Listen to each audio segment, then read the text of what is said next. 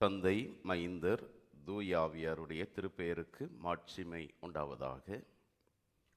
இத்தூய தொழுகைக்கு வந்திருக்கின்றவங்கள் யாவரையும் இறைமகன் இயேசு கிறிஸ்துவனுடைய திருப்பெயராலே வாழ்த்தி வரவேற்றுக் கொள்கிறேன். பூமியின் குடிகளே, எல்லாரும் கர்த்தரை கம்பீரமாய் பாடுங்கள். மகிழ்ச்சியோடே கர்த்தருக்கு ஆராதனை செய்து ஆனந்த சத்தோடே அவர் சன்னதி முன் வாருங்கள். அவர் வாசல்களில் துதியோடும் அவர் பிரகாரங்களில் புகழ்ச்சியோடும் பிரவேசித்து அவரை துதித்து அவருடைய நாமத்தை ஸ்தோத்திரியுங்கள். ஜெபம் செய்வோம். துதிகளின் மத்தியில் வாசமாயிருக்கிற பரிசுத்தம் நிறைந்த நல்ல ஆண்டவரே, உம்முடைய தூய சன்னிதானத்திலே நன்றி நிறைந்த உள்ளத்தோடு உம்முடைய திருப்பாதத்திலே வந்து உம்மை பணிந்து ஆராதிப்பதற்கு ஆண்டவர் தந்த கிருபைக்காய் நன்றியோடு உம்மை ஸ்தோத்திரிக்கிறோம்.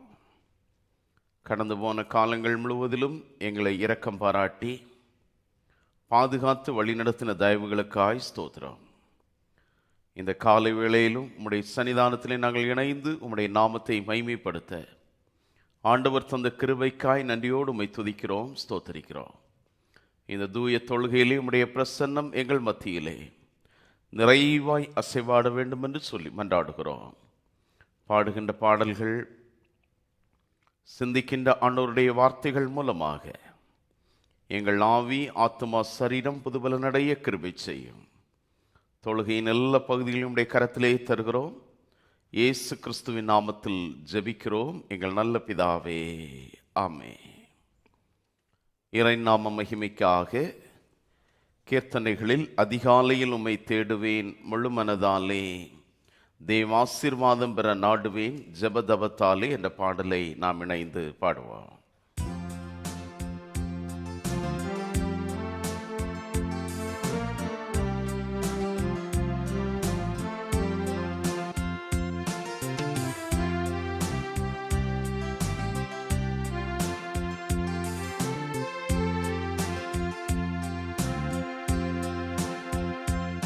அதிகாலையில் உம்மை தேடுவேன் முழு மனதாலே, தேவாசீர்வாதம் பெற நாடுவேன் ஜெபதபத்தாலே. இது காரும் காத்த தந்தை நீரே, இனிமேலும் காத்தருள் செய்வீரே. பதிவாகவும் நான் நிலைக்கவே பத்திரமாயனை உத்தமனாக்கிடும் தேவே. போனராம் முழுவதும் பாதுகாத்தருளின போதா, எப்போதும் எங்களுடன் இருப்பதாய் உரைத்தனல் நாதா. இன பாவிக்கேது துணை லோகிலுண்டு போர்பாதா, இன பாவிக்கேது துணை லோகிலுண்டு போர்பாதா. எனக்கான ஈசனே வானராசனே, இந்த நாளிலும் ஒரு பந்தம் இல்லாமல் காரும் நீதா. பல சோதனைகளா சூழ்ந்து நான் கலங்கிடும் போது, தப்பாது நின் கிருபை தாங்கிட வேணும் அப்போது. விலகாது என் சமூகம் என்ற வாக்கில் தவறேது, விலகாது என் சமூகம் என்ற வாக்கில் தவறேது. விசுவாசம் கொண்டுமை பாசம் ஊண்டிட, விக்கீனம் யாவிலும் வெற்றி காணுவேன் மாலை வேது. நரர் யாவர்க்கும் முச்ச நண்பனா நடந்திட வையே, தீனாவின் பாவமர நன்மைகள் மொழிந்திட செய்யே. பரலோக ஆவியை நல்மாறி போலெதில் பெய்யே. பரலோக ஆவியை நல்மாறி போலெதில் பெய்யே. புகழான நாதனே வேத போதனே பூரணமாயுனை போற்றுவேன் தினம் தினம் மெய்யே. அதிகாலையில் உமை தேடுவேன் முழு மனதாலே. தேவாசீர்வாதம் பெற நாடுவேன் ஜபதபத்தாலே. இது காரும் காத்த தந்தை நீரே, இனிமேலும் காத்தருள் செய்வீரே. பதிவாகவும் மீனே நான் நிலைக்கவே பத்திரமாயனை உத்தமனாக்கிடும் தேவே. படிக்கும்படியாக தெரிந்து கொள்ளப்பட்ட திருமறை பகுதி மத்தேயு எழுதின நற்செய்தி நூல் 20ஆம் அதிகாரம் வசனங்கள் 20 முதல் 27 வரை உள்ள வசனங்களை நாம் முறையாக படிக்கலாம். மத்தேயு 20ஆம் அதிகாரம் வசனங்கள் 20 முதல் 27 வரை. அப்பொழுது செபதேவின் குமாரருடைய தாய் தன் குமாரரோடு கூட அவரிடத்தில் வந்து அவரை பணிந்து கொண்டு உம்மிடத்தில் ஒரு விண்ணப்பம் பண்ண வேண்டும் என்றாள். அதற்கு அவள், உம்முடைய ராஜ்யத்திலே என் குமாரனாகி இவ்விரண்டு பேரில் ஒருவன் உமது வலது பார்சத்திலும் ஒருவன் உமது இடது பார்சத்திலும் உட்கார்ந்திருக்கும்படி அருள் செய்ய வேண்டும் என்றாள். இயேசு பிரதியுத்தரமாக, நீங்கள் கேட்டுக்கொள்கிறது இன்னதென்று உங்களுக்கு தெரியவில்லை. நான் குடிக்கும் பாத்திரத்தில் நீங்கள் குடிக்கவும் நான் பெறும் ஸ்நானத்தை நீங்கள் பெற்றுக்கொள்ளவும் உங்களால் கூடுமா என்றார். அதற்கு அவர்கள் கூடும் என்றார்கள். அவர்களை நோக்கி, என் பாத்திரத்திலே நீங்கள் குடிப்பீர்கள், நான் பெறும் ஸ்நானத்தை நீங்கள் பெறுவீர்கள். ஆனாலும் என் வலது பார்சத்திலும் எனது இடது பார்சத்திலும் உட்கார்ந்திருக்கும்படி என் பிதாவினால் எவர்களுக்கு ஆயத்தம் பண்ணப்பட்டிருக்கிறதோ அவர்களே அல்லாமல் மற்றொருவருக்கும் அதை அருளுவது என் காரியமல்ல என்றார். மற்ற 10 பேரும் அதை கேட்டு அந்த 2 சகோதரர் பேரிலும் எரிச்சலானார்கள். இயேசு அவர்களை கிட்ட வர செய்து, புறஜாதிகளுடைய அதிகாரிகள் அவர்களை இருமாப்பாய் ஆளுகிறார்கள் என்றும் பெரியவர்கள் அவர்கள் மேல் கடினமாய் அதிகாரம் செலுத்துகிறார்கள் என்றும் நீங்கள் அறிந்திருக்கிறீர்கள். உங்களுக்குள்ளே அப்படி இருக்கலாகாது. உங்களில் எவனாகிலும் பெரியவனாய் இருக்க விரும்பினால் அவன் உங்களுக்கு பணிவிடைக்காரனாய் இருக்க கடவன். எவனாகிலும் முதன்மையாய் இருக்க விரும்பினால் அவன் உங்களுக்கு ஊழியக்காரனாய் இருக்க கடவன். அமருங்கள்.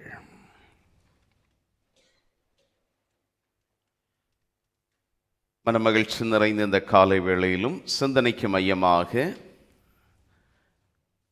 மத்தேயு 20ஆம் அதிகாரம் 26 மற்றும் 27 வசனங்களை யாராவது படியுங்கள்.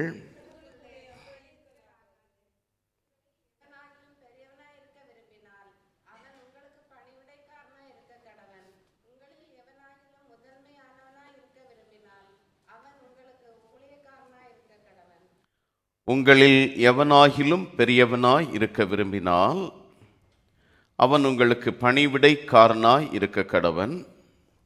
உங்களில் எவனாகிலும் முதன்மையானவனாய் இருக்க விரும்பினால் அவன் உங்களுக்கு ஊழியக்காரனாய் இருக்க கடவன். இந்த திருமறை பகுதியிலே செபதேவின் குமாரரின் கோரிக்கைகள் அங்கே ஆண்டவருடைய சமூகத்தில் முன்வைக்கப்படுகிறது. அவனுடைய தாயாகிய சலோமி ஆண்டவரிடத்திலே வந்து, உம்முடைய ராஜ்யத்தில் வலது பக்கத்தில் ஒரு இடம், இடது பக்கத்தில் ஒரு இடம் என்னுடைய பிள்ளைகளுக்கு தர வேண்டும் என்று கேட்கிறார்கள். இந்த திருவை பகுதியிலே ஒரு மனித விருப்பம் அங்கே வெளிப்படுத்தப்படுகிறது. இந்த மனித விருப்பம் அங்கே பவர் பொசிஷன் என்கிற நிலையிலே பதவி, அந்தஸ்து, உடைமைகள் ஆகியவற்றை தேடுகிற அனுபவம் வெளிப்படுத்தப்படுகிறது. நாம் இரண்டு விதமான உண்மைகளை இந்த திருமறை பகுதியிலே கற்றுக்கொள்ள முடியும். ஒன்று மனிதனுடைய விருப்பம், இன்னொன்று பரலோக ராஜ்யத்தினுடைய தூய பண்புகளை கற்றுக்கொள்ள முடியும். வலது பக்கத்திலும் இடது பாரிசத்திலும் உட்காருவதற்கான தேடலை இந்த இரண்டு சீடர்களுக்காக அவருடைய தாய் வந்து இந்த வேத பகுதியிலே கேட்டதாக உரைக்கப்படுகிறது. மார்க்கு நற்செய்தி நூலிலே 10ஆம் அதிகாரத்திலே இரண்டு சீடர்களுமே நேரடியாக வந்து கேட்டதாக மார்க்கு 10ஆம் அதிகாரம் 35 முதல் 44 வரை உள்ள பகுதிகளிலே நாம் காண முடியும். யூதர்களுக்கு பெரிய ஒரு எதிர்பார்ப்பு இருந்தது.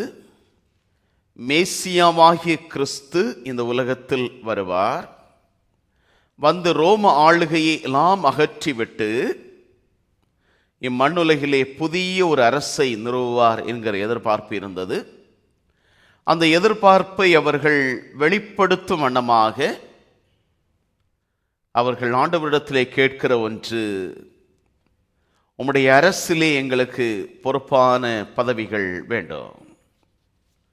நம்முடைய நாட்டினுடைய அமைப்புகளை சிந்திக்கின்ற போது ஒரு நாட்டினுடைய தலைவருக்கு உச்ச உறுதுணையாக இருக்கின்ற உள்துறை அமைச்சகம், நிதி அமைச்சகம் என்கிற நேர்த்தியான ஒரு பொறுப்பை அவர்கள் தேடுகிறார்கள். ஆண்டவரே, உம்முடைய அரசிலே எங்களுக்கு கண்ணியமான பொறுப்பு கொடுக்கப்பட வேண்டும். ஆண்டவர் அவர்களை பார்த்து சொல்லுகிறார், நீங்கள் பணிவிடை செய்கின்ற மக்களாக, ஊழியம் செய்கின்ற மக்களாக, தொண்டு செய்கின்றவர்களாக நீங்கள் இருந்தால் மாத்திரமே அந்த முதன்மைக்கு நீங்கள் தகுதியுடையவர்கள் என்று கற்றுக் கொடுக்கிறார். அந்த வேத பகுதியிலே நாம் கற்றுக்கொள்ளுகிற ஒரு உண்மை, பெருமையின் எண்ணத்தோடு ஆண்டவர் அண்டையிலே வருகிறார்கள். தங்களுக்கு தேவையான அதிகாரம் வேண்டும், தங்களுக்கு உயர்ந்த பொறுப்பும் பணிவிடையும் வேண்டும், உன்னதமானவற்றை பெற்றுக்கொள்ள வேண்டும். அவர்கள் அந்த எண்ணத்தோடு வருகிறார்கள். ஆனால் ஆண்டவரோ அவர்களை பார்த்து சொல்லுகிறார், நீங்கள் ஒரு பணிவிடை, ஒரு அடிமையின் நிலையையும் சேவை செய்கின்ற ஒரு பணியாளனாக நீங்கள் உங்களை அர்ப்பணிக்க வேண்டும் என்று சொல்லி அழைக்கிறார். தானியேலுடைய புஸ்தகத்திலே நேபுகாத்நேச்சர் பெருமையின் எண்ணம் கொண்டு செயல்பட்டார். தானியேல் 4ஆம் அதிகாரம் 30 முதல் 32 வரையுள்ள வசனங்களிலே நாம் இதை காண முடியும்.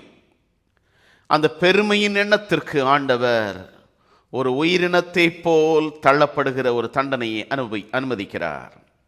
அப்போஸ்தலர் 12ஆம் அதிகாரத்திலே ஏரோது அரசன் ஆண்டவருக்கு செலுத்த வேண்டிய கனத்தை அபகரித்து கொண்டபோது, தன்னையே ஒரு தெய்வத்தின் மனிதனாக பிரகடனப்படுத்தின போது ஆண்டவருடைய கரத்திலிருந்து சாபத்தை பெற்றுக்கொண்டதை அப்போஸ்தலர் 12ஆம் அதிகாரத்திலே 21 முதல் 23 வரை உள்ள வசனங்களிலே நாம் கற்றுக்கொள்ள முடியும். இங்கேயும் இந்த சீடர்களுடைய மனநிலை பெருமைக்குரியவற்றை அடைய வேண்டும் என்று விரும்புகின்றார்கள். உன்னதமானவற்றை சொந்தமாக்க வேண்டும் என்று சொல்லி அவர்கள் விரும்புகிறார்கள். அவருடைய விருப்பமெல்லாம் நான் எப்படியாகிலும் அந்த உயர்ந்த ஸ்தானத்தை அடைய வேண்டும். ஆனால் ஆண்டவர் அவர்களுக்கு கற்றுக் கொடுக்கிற ஒரு செய்தி, நீங்கள் தாழ்மையை தரித்து கொள்ளுங்கள், பணிவிடை செய்கின்ற அனுபவத்தை நீங்கள் சொந்தமாக்கி கொள்ள வேண்டும் என்று கற்றுக் கொடுக்கிறார். பிலிப்பியர் 2ஆம் அதிகாரத்திலே 5 முதல் 8 வரையுள்ள வசனத்திலே, கிறிஸ்து தம்மைத்தாமே வெறுமையாக்கி சிலுவையின் மரண பரியந்தம் தம்மை தாழ்த்தின அனுபவத்தை நாம் கண்டுகொள்ள முடியும். பரலோக ராஜ்யத்தில் யார் பிரவேசிக்க முடியும் என்ற கேள்வி எழுப்பி ஒரு சிறு குழந்தையை முன்னிறுத்தி, இந்த சிறு பிள்ளையை போல் நீங்கள் மாறாவிட்டால் ஆண்டவருடைய ராஜ்யத்திற்குள் பிரவேசிக்க முடியாது என்று சொல்லி அந்த குழந்தையின் தாழ்மையின் மனநிலையை கற்றுக் கொடுக்கிறார். ஆண்டவர் சீடர்களுக்கு இங்கே கற்றுக் கொடுக்கிற செய்தி, நீங்கள் பெருமைக்குரியவற்றை நாட வேண்டாம், பெருமைக்குரியவற்றை நாடி ஓட வேண்டாம், மாறாக முதன்மையானவற்றை நீங்கள் அடைய வேண்டும் என்று விரும்பினால், பெரியவனாக நீங்கள் செயல்பட வேண்டும் என்று எண்ணினால், நீங்கள் பணிவிடைக்காரனாக இருங்கள். நல்ல ஒரு ஊழியக்காரனாக, தொண்டு செய்கின்றவனாக, சேவை செய்கின்றவனாக உங்களுடைய பண்புகளை நீங்கள் வளர்க்க வேண்டும் என்று சொல்லி கற்றுக் கொடுக்கிறார். லூக்கா 18ஆம் அதிகாரத்திலே 2 மனிதர்கள் ஜெபிப்பதற்காக செல்கிறார்கள். ஒருவன் பரிசேயன், மற்றவன் ஆயக்காரன். அந்த 2 மனிதர்களும் அங்கே ஜெபிக்க செல்லுகிற போது இந்த பரிசேயனுடைய மனதிலே இருக்கிறது பெருமையின் சிந்தனை. நான் ஆண்டவருக்காக எல்லாவற்றையும் செய்கிறேன், நான் ஆண்டவருக்காக பலவித பணிவிடைகளை நிறைவேற்றுகிறேன். ஆனால் ஆயக்காரனுடைய மனதில் இருப்பதோ தாழ்மையின் சிந்தனை. ஆயக்காரனுடைய உள்ளத்தில் இருப்பதோ பாவியாகிய என் மேல் கிருபையாயிரும். அத்தகைய தாழ்மையின் சிந்தனையை தான் ஆண்டவர் அங்கீகரிக்கிறார், ஏற்றுக்கொள்கிறார். முழுக்க முனிவர் யோவானுடைய வாழ்வை நாம் எடுத்துக்கொள்கிற போது அவருடைய வாழ்வு ஒரு எளிமையான ஒரு வாழ்வு, தாழ்மையான ஒரு அனுபவம். அவருடைய தாழ்மையின் பண்புக்கு அவருடைய வாழ்வு இலக்கணமாக இருக்கிறது. அவர் தன்னை முன்னிலைப்படுத்தவில்லை, மாறாக என்னிலும் பெரியவர் ஒருவர் வருகிறார் என்று சொல்லி கிறிஸ்துவனுடைய வருகையை முன்னிலைப்படுத்துகிறார். கிறிஸ்துவை மையமான ஒரு வாழ்வை முன்னிலைப்படுத்தி ஆண்டவருக்குரியவற்றை நிறைவேற்றுகிறார். பாபேல் கோபுரத்தினுடைய நிகழ்விலே அங்கே வாழ்ந்த ஜனக்கூட்டங்கள் தங்களுடைய மனதிலே சிந்திக்கின்றார்கள், தங்கள் பெயரை நிலைநிறுத்த வேண்டும், தங்கள் புகழை நிலைநிறுத்த வேண்டும். புகழுக்குரியவற்றை அவர்கள் நாடுகின்ற வேளைகளில் அவருடைய வாழ்வு சிதறடிக்கப்படுகிறது. இந்த காலை வேளையிலும் புதிய ஒரு மாதத்திலே நம்முடைய பயணத்தை தொடங்குகிறோம். ஆண்டவர் நமக்கு கற்றுத்தருகின்ற ஒரு செய்தி, தேவன் பெருமை உள்ளவர்களுக்கு எதிர்த்து நிற்கிறார், ஆண்டவர் தாழ்மை உள்ளவர்களை உயர்த்துகிறார் என்ற அனுபவத்தை நம்முடைய வாழ்விலே நாம் சொந்தமாக்கி கொள்ள வேண்டும். லூக்கா 14ஆம் அதிகாரம் 11ஆவது வாக்கியம் சொல்லுகிறது, தன்னைத்தான் உயர்த்துகிறவன் எவனும் தாழ்த்தப்படுவான், தன்னைத்தான் தாழ்த்துகிறவன் எவனும் உயர்த்தப்படுவான். நம்முடைய வாழ்வின் அனுபவத்திலே இந்த தாழ்மையின் பண்பை நாம் தரித்து கொள்ள வேண்டும். நீதிமொழிகள் 8ஆம் அதிகாரம் 13ஆவது வாக்கியம் சொல்லுகிறது, பெருமை, அகந்தையின் சிந்தனை, தீய வழிகள், புரட்டு சொற்கள் போன்றவற்றை ஆண்டவர் வெறுக்கிறார் என்ற அனுபவம் சொல்லப்படுகிறது. நீதிமொழிகள் 18ஆம் அதிகாரம் 12ஆவது வாக்கியம் சொல்லுகிறது, அழிவுக்கு முன்னானது அகந்தை என்கிற சிந்தை கற்றுத்தரப்படுகிறது, மேன்மைக்கு முன்னானது தாழ்மை என்கிற ஒரு சிந்தனை. நம்முடைய விசுவாச வாழ்வின் பயணத்திலும் அந்த தாழ்மையின் குணாதிசயத்தை நாம் தரித்து கொள்ள வேண்டும். சவுல் அரசன் பெரிய ஒரு யுத்த வீரன், பல காரியங்களை சாதித்துவிட்ட மனிதன். அவனுடைய கரத்திலோ ஆயுதங்களும் அறிவார்ந்த செயல்களும் இருக்கிறது, அதை குறித்து பெருமை கொள்ளுகிறான். ஆனால் தாவீதோ ஆண்டவருடைய நாமத்தினால் சென்று கோலியாத்தை வீழ்த்தி விடுகிறான். சவுலுடைய கரத்தில் எல்லாம் இருக்கிறது, அதிகாரம் இருக்கிறது, பதவி இருக்கிறது, ஆனால் வெற்றி பெற முடியவில்லை.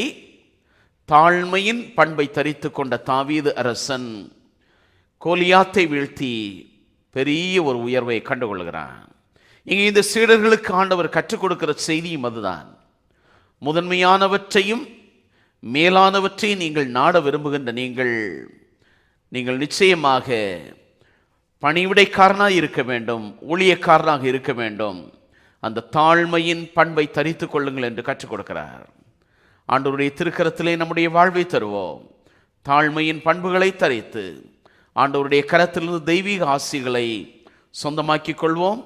ஆண்டவர் தாமே நம்முடைய விசுவாச வாழ்வின் பயணங்களை ஆசீர்வதிப்பாராக. ஆமென். இறை நாம மகிமைக்காக பாமாலைகளில் அருள்நாதா நம்பி வந்தேன் நோக்க கடவீர், கைமாறின்றி என்னை முற்றும் ரட்சிப்பீர் என்ற பாமால் கீர்த்தனையை நாம் இணைந்து பாடுவோம்.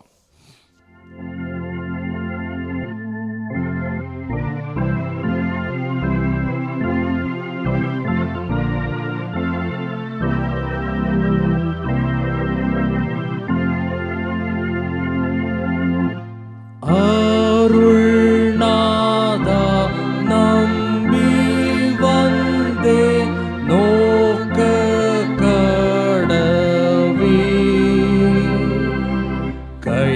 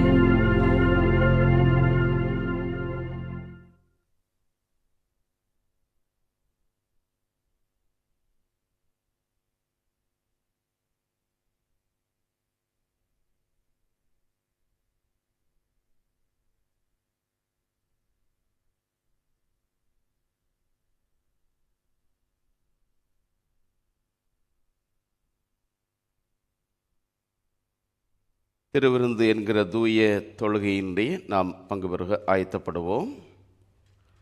இதோ சகோதர சகோதரிகள் ஒருமித்து வாசம் பண்ணுகிறது எவ்வளவு நன்மையும் எவ்வளவு இன்பமானது. அந்த ஒரே அப்பத்தில் நாம் எல்லாரும் பங்கு பெறுகிறபடியால் அநேகரான நாம் ஒரே அப்பமும் ஒரே சரீரமாக இருக்கிறோம். நான் அவருடைய கூடாரத்திலே ஆனந்த பலிகளை இட்டு அவரை பாடி கீர்த்தனம் பண்ணுவேன். ஜெபம் செய்வோம்.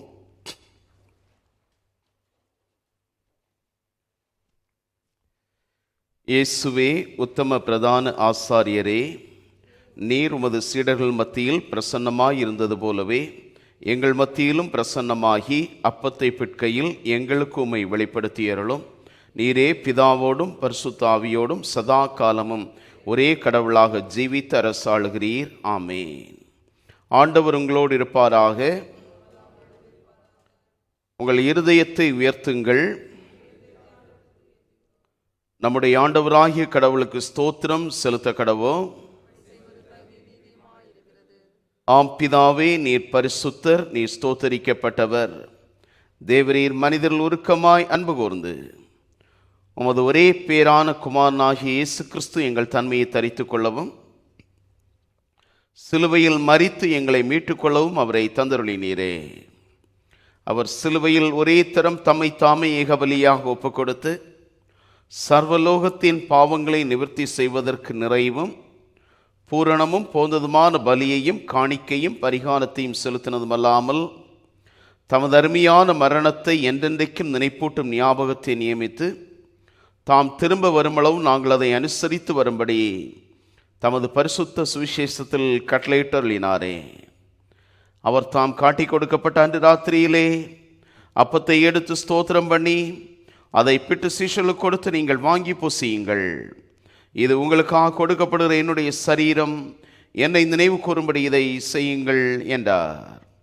அப்படியே போஜனம் பண்ணின பின்பு அவர் பாத்திரத்தையும் எடுத்து ஸ்தோத்திரம் பண்ணி அவர்களுக்கு கொடுத்து, நீங்கள் எல்லாரும் இதிலே பானம் பண்ணுங்கள், இது பாவ மன்னிப்புண்டாகும்படி உங்களுக்காகவும் அநேகருக்காகவும் சிந்தப்படுகிற புது உடன்படிக்கைக்குரிய என்னுடைய இரத்தம், இதை பானம் பண்ணும் பொழுதெல்லாம் என்னை நினைவு கூறும்படி இதை செய்யுங்கள் என்று திருவளம் பற்றினார்.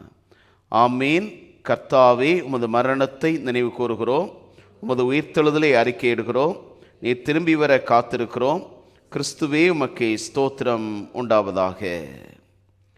ஆண்டவருடைய தூய சன்னிதானத்திலே நம்மை நாமே சோதித்து ஆராய்ந்து தகுதியற்ற நம்முடைய வாழ்வை ஆண்டவர் தகுதிப்படுத்தும்படியும் பெருமையின் சிந்தைகளை களைந்து தாழ்மையின் சிந்தனைகளை அணிந்து ஆண்டவருக்கு சான்று பகர ஆண்டவரே எங்களை பலப்படுத்தும் என்று சொல்லி தகுதிப்படுத்தும் என்று சொல்லி யாவரும் இணைந்து மனத்தாழ்மையின் ஜெபத்தை ஏறெடுப்போம். இரக்கமுள்ள கர்த்தாவே, எங்கள் சுயநிதியை நம்பி நாங்கள் உம்முடைய பந்தியில் சேர துணியாமல் தேவரீருடைய அளவற்ற இரக்கத்தையே நம்பி சேர்கிறோம். உம்முடைய மேஜையின் கீழ்விழும் துணிக்கைகளையும் பொறுக்கிக் கொள்ள நாங்கள் பாத்திரர் அல்ல. ஆனாலும் தேவரீர் எப்பொழுதும் இரக்கம் செய்கிற மாறாத ஆண்டவராய் இருக்கிறீர். ஆகையால் கிருபையுள்ள கர்த்தாவே, உமது அருமையான குமாரனாகிய இயேசு கிறிஸ்துவின் விலைமதியாத சரீரத்தாலும் இரத்தத்தாலும் எங்கள் பாவமுள்ள சரீரமும் ஆத்துமாவும் சுத்தமாகி எப்பொழுதும் நாங்கள் அவருக்குள்ளும் அவர் எங்களுக்குள்ளும் வாசமாய் இருப்பதற்கு ஏற்ற விதமாய் அவருடைய சரீரத்தை புசித்து அவருடைய இரத்தத்தை பானம் பண்ண எங்களுக்கு கிருபை செய்தருளும். ஆமே. நாம் பிற்கிற அப்பம் கிறிஸ்துவனுடைய சரீரத்தின் ஐக்கியமாய் இருக்கிறதல்லவா? மெய்யான திராட்சையாகிய நம்முடைய கர்த்தராகிய இயேசு கிறிஸ்துவனுடைய திரு இரத்தம் உலகத்தின் பாவத்தை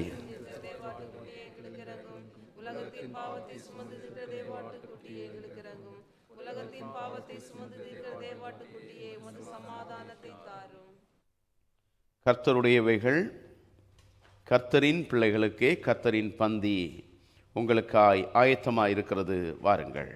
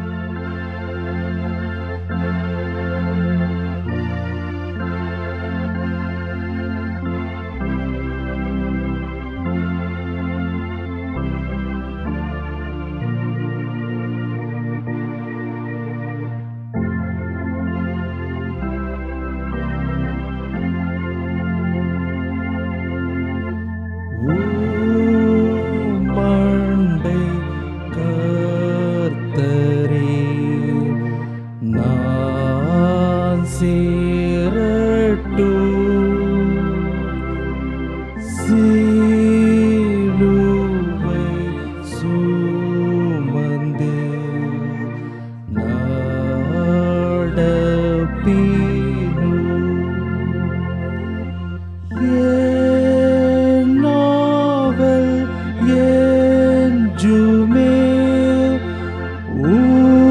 உம்மண்டை கர்த்தரே,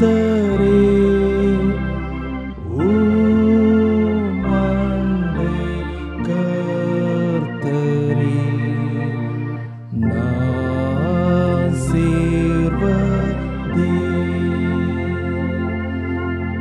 தாசன் யாக்கோபை போல் ராக்காலத்தில்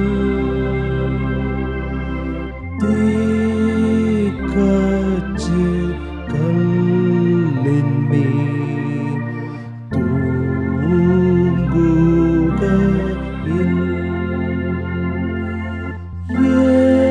ஏந்தன் கனாவிலே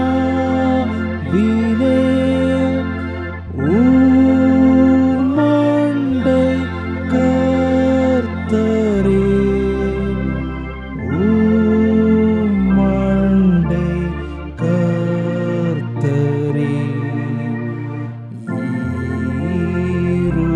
இருப்பேனே. நீர் என்னை நடத்தும் பாதை எல்லாம் விண்ணெட்டும் ஏணி போல் விளங்குமா.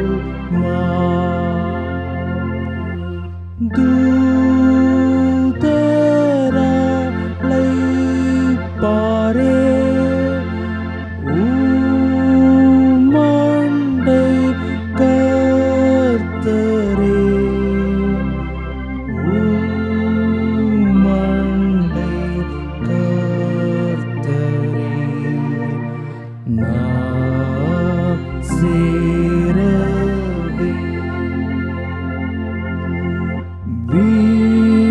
விழித்து உம்மையே நான் துதிப்பேன். என் துயர் கல்லையும் வீடாக்குவேன்.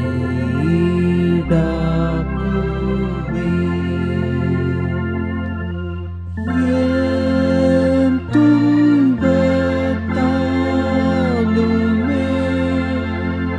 உம்மண்டை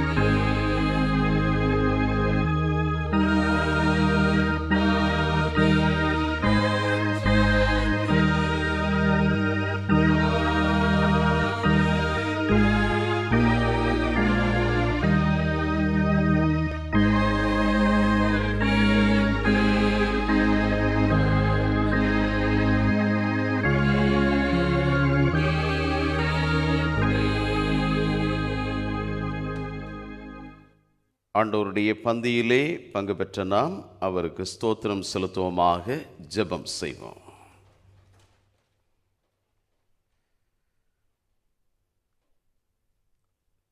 முதன்மையாய் இருக்க வேண்டும் என்று விரும்புகிறவன்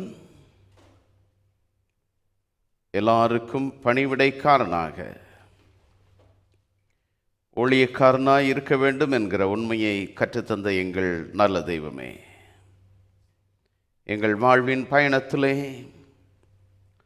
தாழ்மையின் சாயலை தரித்து கொள்ளவும், தாழ்மையின் பண்புகளை நாங்கள் வெளிப்படுத்தவும், ஆண்டவருக்கு பிரியமானவற்றை செய்கின்றவற்றில் தாழ்மையின் குணாதிசயங்களை வெளிப்படுத்தி ஆண்டவருடைய நாமத்தை மகிமைப்படுத்த ஆண்டவரே நீர் எங்களை பலப்படுத்தும். உம்முடைய திரு இரத்தத்திலே உம்முடைய சரீரத்திலே நாங்கள் பங்கு கொண்ட போது ஆண்டவரோடு உள்ள தூய உடன்படிக்கையிலே இணைந்திருக்கிறோம். இந்த புதிய மாத பயணத்தில் உம்முடைய தெய்வீக கரம் எங்களை தாங்கட்டும். எங்கள் வாழ்வுக்குரிய தேவைகள், குடும்ப வாழ்வின் சூழல்கள், நாங்கள் வேலை செய்கிற இடங்கள், இந்த மாதத்துக்குரிய எல்லா பணித்திட்டங்களையும் கர்த்தருடைய பாதத்திலே தருகிறோம். உம்முடைய தெய்வீக ஞானத்தால் எங்களை நிரப்பியருளும். உலகத்தின் எல்லா தீமைகளுக்கு விலக்கி கர்த்தருடைய தெய்வீக பிரசன்னத்தினால் தாங்கி வழி நடத்தும். உம்முடைய திருக்கரத்தின் மறைவிற்குள் எல்லாவற்றை தருகிறோம். இந்த மாதம் முழுவதும் ஒவ்வொரு நாளும் நாங்கள் தாழ்மையின் குணாதிசயங்களை தரித்து கொண்ட மக்களாக ஆண்டவருக்கு பிரியமானவற்றை நிறைவேற்ற நீரே எங்களை ஆற்றல் படுத்தும். இயேசு கிறிஸ்துவின் நாமத்தில் மன்றாடுகிறோம் எங்கள் நல்ல பிதாவே, ஆமேன். எங்கள் தேவனுக்கு துதியும் மகிமையும் ஞானமும் ஸ்தோத்திரமும் கனமும் வல்லமையும் பலமும் சதா காலங்களிலும் உண்டாவதாக, ஆமென். நம்முடைய ஆண்டவராகிய இயேசு கிறிஸ்துவனுடைய கிருபையும் பிதாவாகிய கடவுளுடைய அன்பும் பரிசுத்தாவியானவருடைய ஐக்கியமும் நம் அனைவரோடும் இந்த புதிய மாதத்தின் ஒவ்வொரு நாட்களோடும் நிறைவாய் தங்கியிருப்பதாக.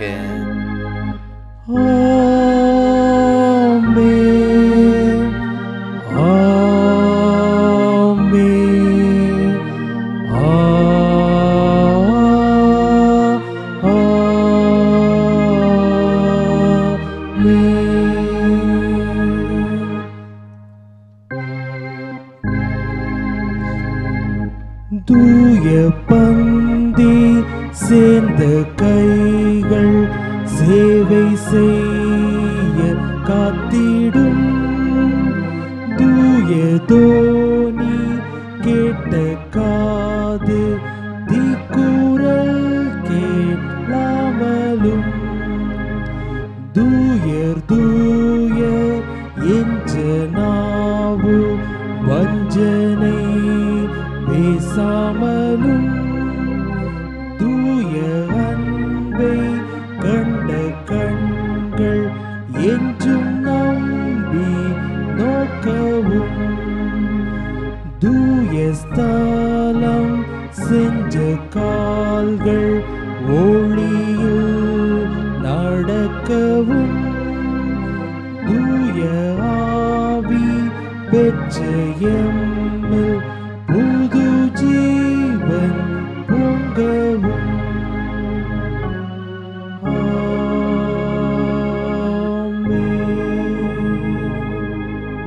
ஆண்டவர் உங்களோடு இருப்பாராக. சமாதானத்தோடு சென்று வாருங்கள்.